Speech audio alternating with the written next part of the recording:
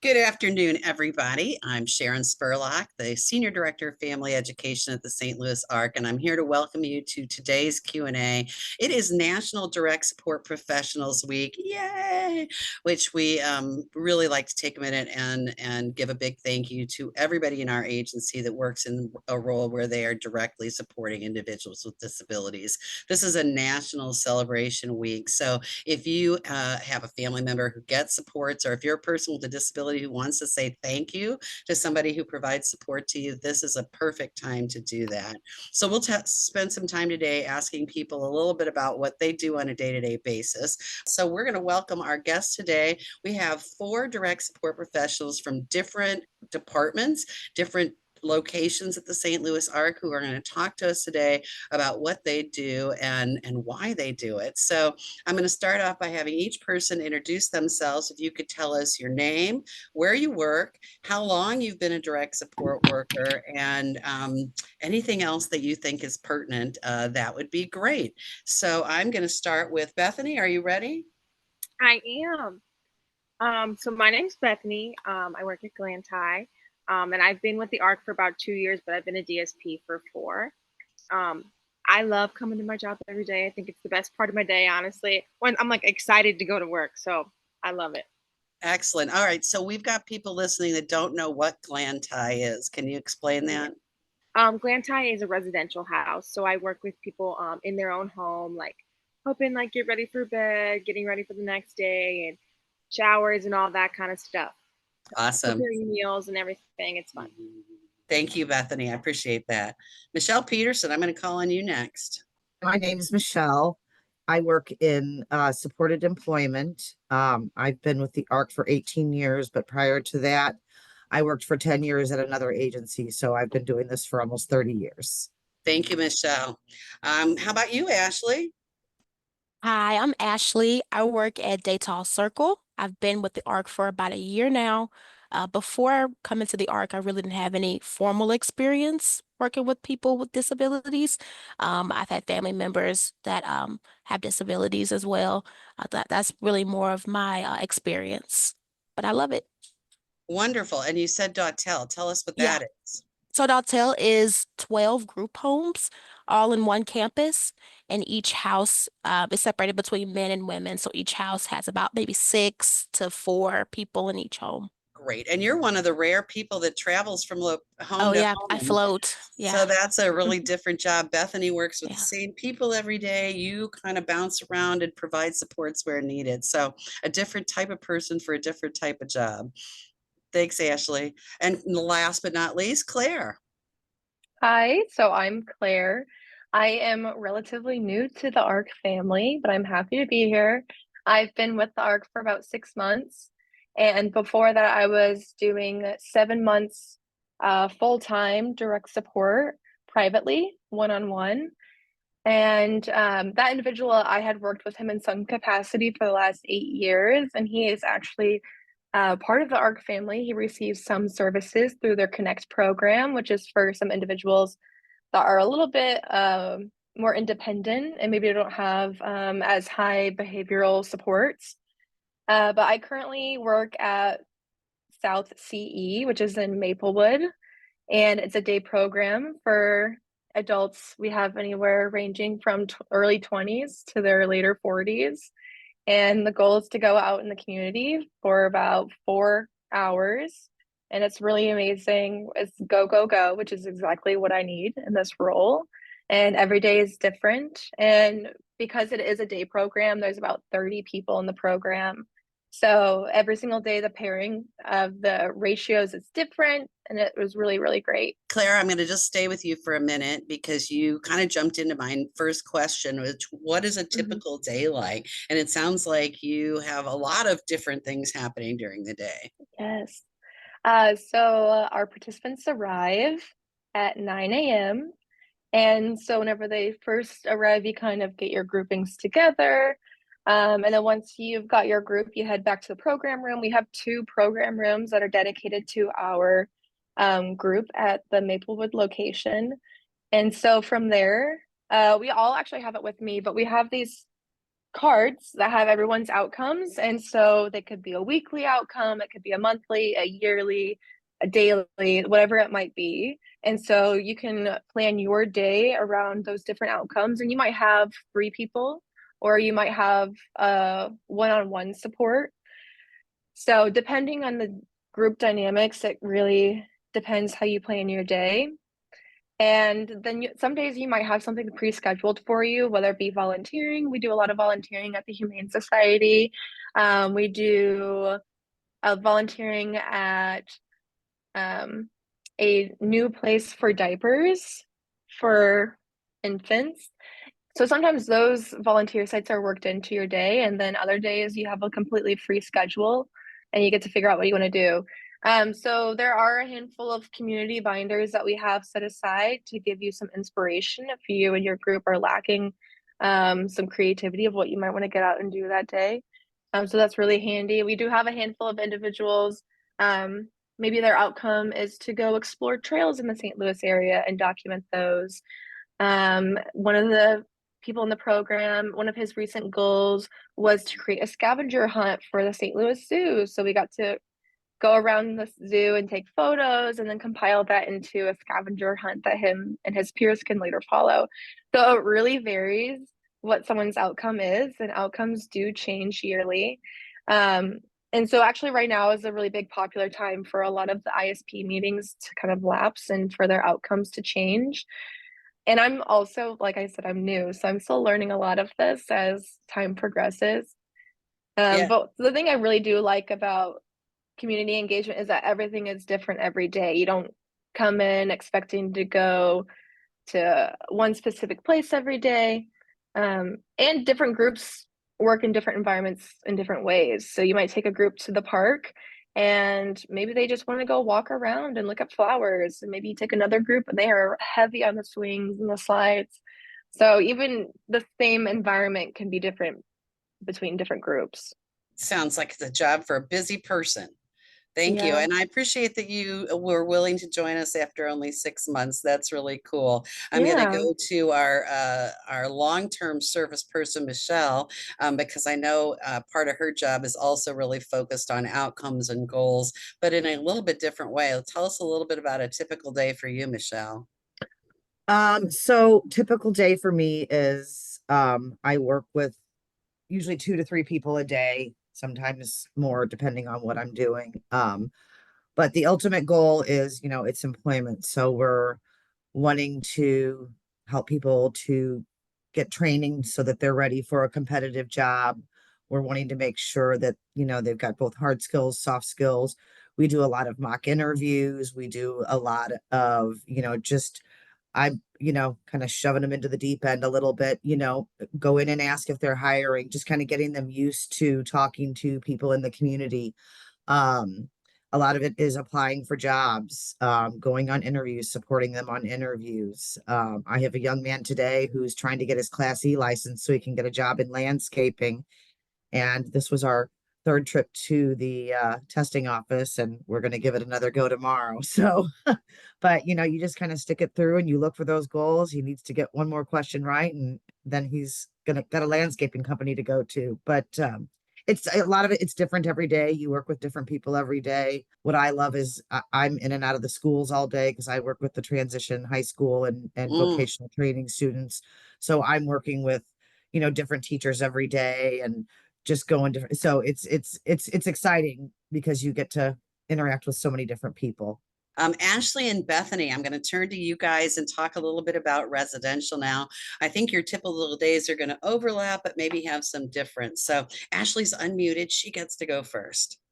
Well, my days vary a little bit because I do go from home to home, and it's really interesting because all the homes have such different routines every morning, every afternoon, after dinner, for bedtime, it's all different. But usually in the morning, we either get them up or some of them are already up without an alarm. They'll just be up and walking around. Some of them make their own breakfast.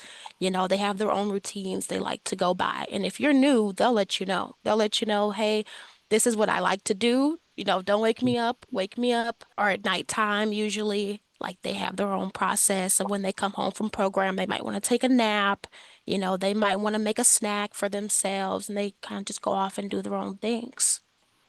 Thank you. It just And varies. Bethany, what would you say about that?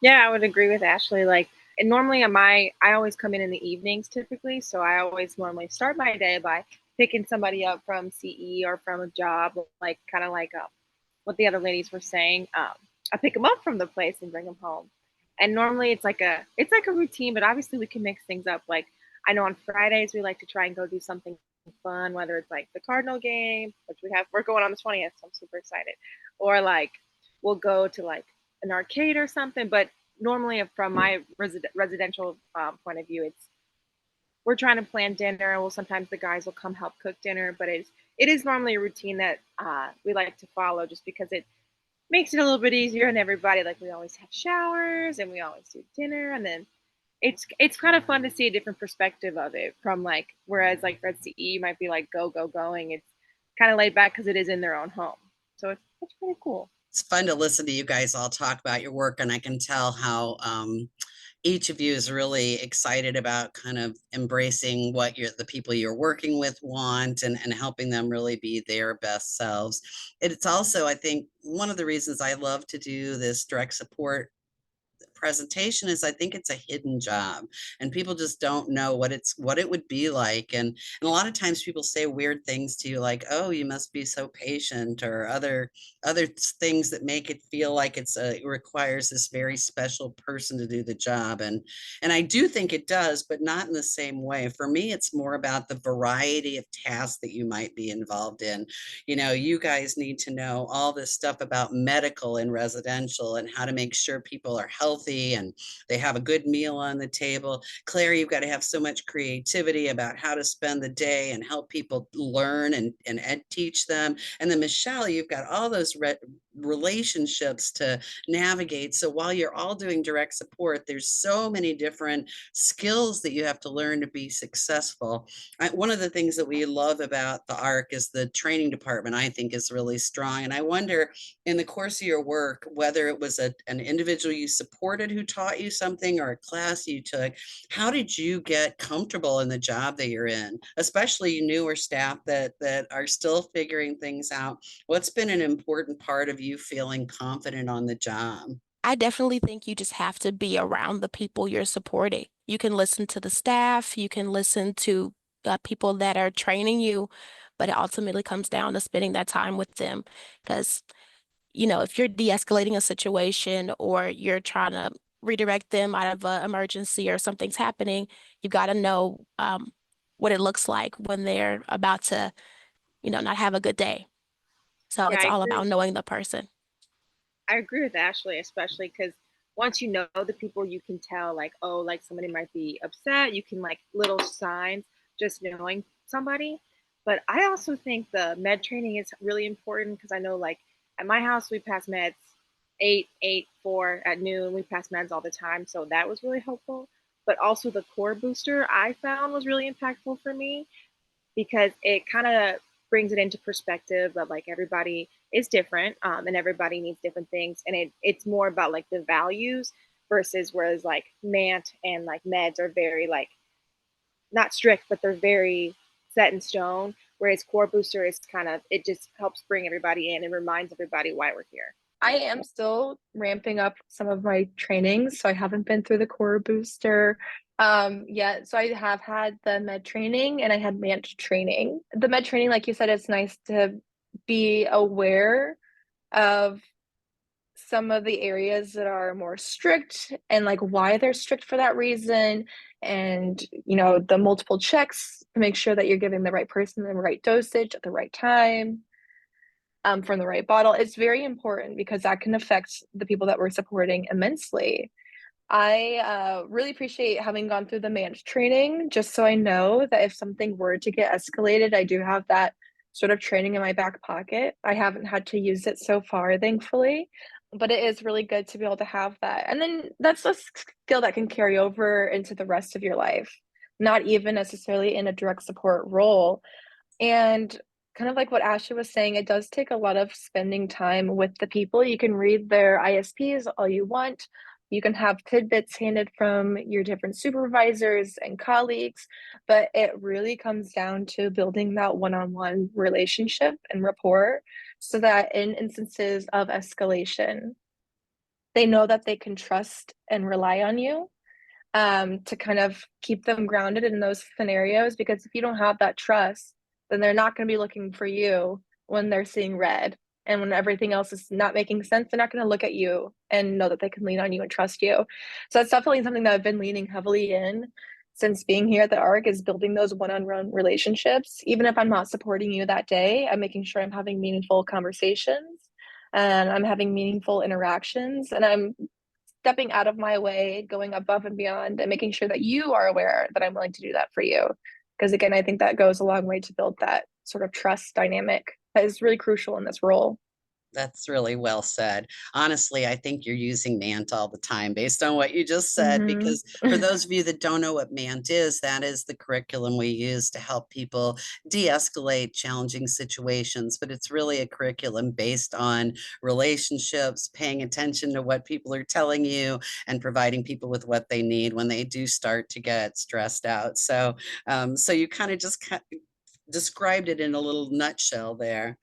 Michelle, is there anything you want to add to this conversation? I think that I think there have been a lot of good trainings. A lot of what I do training wise, I think the ARCS trainings are that we do periodically are absolutely invaluable, and it just kind of regroups you. And like Bethany said, it reminds us why we're here. Sharon, you probably know this, as you can imagine, the VR trainings and the constant is change, and it's always something. So there's always a lot to learn with that, with how we navigate supports. Yeah, through any funding source, I think understanding what the expectations are really important, and that's probably more critical in your role than many, Michelle. All right, I'm going to ask all of you this question, and it's, I think it's really interesting to me for even people that have just done this for a few months through 18 years of direct support work. When people hear what you do and they don't really understand what you do, whether it's a family of one of the people that you support, a community member that you interact with, an employer, what do you wish they knew? So I wish that people knew that really finding jobs and finding the right fit is very difficult. We don't, I always say we don't have a magic pot of jobs, waiting for individuals when they come through the program. And, we're a lot of times, we're trying to make sure that they're ready so that they can keep the job. And I think that people have sometimes don't understand that, there are expectations to the job, and that the job coach isn't there forever. So they have to be able to navigate their workplace, have natural supports, but they have to be able to do the essential functions of the job. And especially when we make a recommendation that somebody's not ready for competitive employment, we know that's a tough blow. It's not what any parent wants to hear. It's not what an individual we support wants to hear. But more than anything, and I can speak to it because when I was in high school, I got fired from my first lifeguarding job, and it was traumatic. It is not a fun thing to go through. It's upsetting. And so we're trying to make sure that we get the tools and the skills in place so that they can be successful. Kind of going off what Michelle was saying, just to be successful, what I think I would want people to know is that, especially in residential, like we're here just to make sure, like just to support and make sure people can get the help that they need. Whereas it's not necessarily, I think some people imagine DSP work as like, oh, like just passing medications, like helping people walk, like doing like all these things, kind of like a nursing home esque, I think is what some people might think. However, it's very different. It's different for every single person. And we are there to support as best as we can, whether that be with a shower or even as like helping cook. Like they might be cooking, but we might just be there to guide them to be like, and I think it's different for everybody, but it's not as scary as it seems or as people as picture it. I would say I would want them to know that even though it may seem like it could be a little easy sometimes, it could be pretty difficult sometimes supporting people when they don't always want to be supported.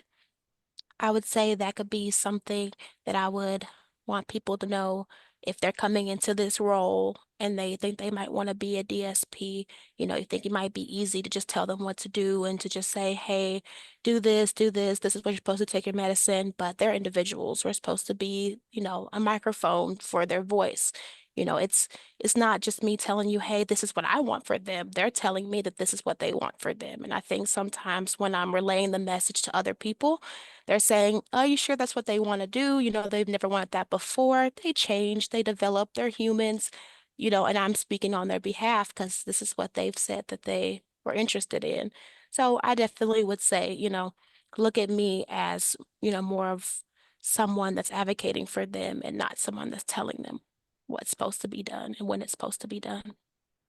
I like that a lot. Mhm. I also think that it's such a nice balance because while the work can be really fun, it's also can be really hard, physically hard if you're having to help with those things like personal care, and emotionally hard. I know that some of you are working in locations where people are getting older and people pass away and all kinds of things happen. And it can be emotionally challenging because we've said we want you to build relationships with people. So that's a really interesting take, Ashley. Claire, do you want to jump in? You're the Yeah, newest team member. yeah. So I would say something that I've definitely observed a lot, um, since being at the ARC and the community engagement program, since we are out in the community for about 4 hours a day.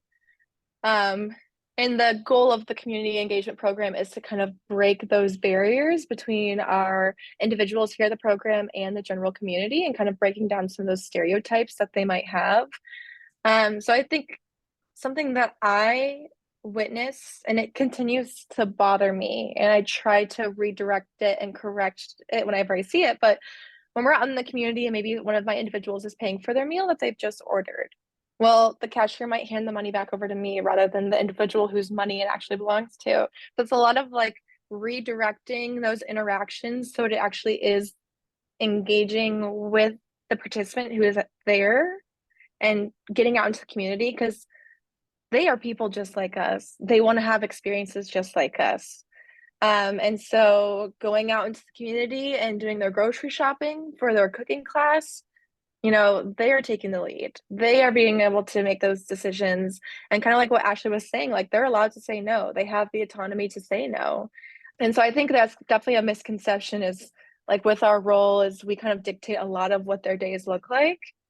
When in reality, they have the ability to make those decisions for them. And I might be an aid to help them get to the choices that they want to make and give them maybe the communication tools that they're seeking so that they can advocate for themselves.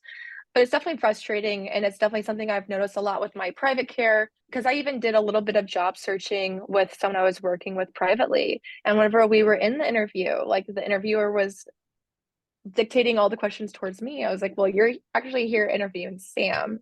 And Sam has all the answers that you're looking for if you ask and direct those questions towards him. So that's definitely something I continue to find frustrating. And whenever I do witness it and experience it out in the community, I try to correct it and redirect it. But even if someone doesn't use words to communicate towards them, I definitely encourage people to direct their questions, direct their voices towards those individuals.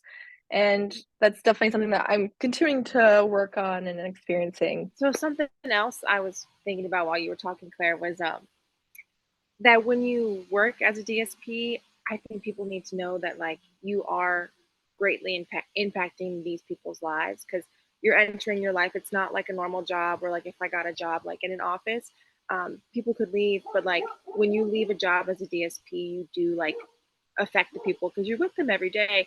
And I know that's kind of something that I don't think people really think about because Mhm. you're impacting a ton of people, not just the individuals, but also their families themselves. Because especially working in residential, I get to have a close relationship with the families, which I absolutely adore.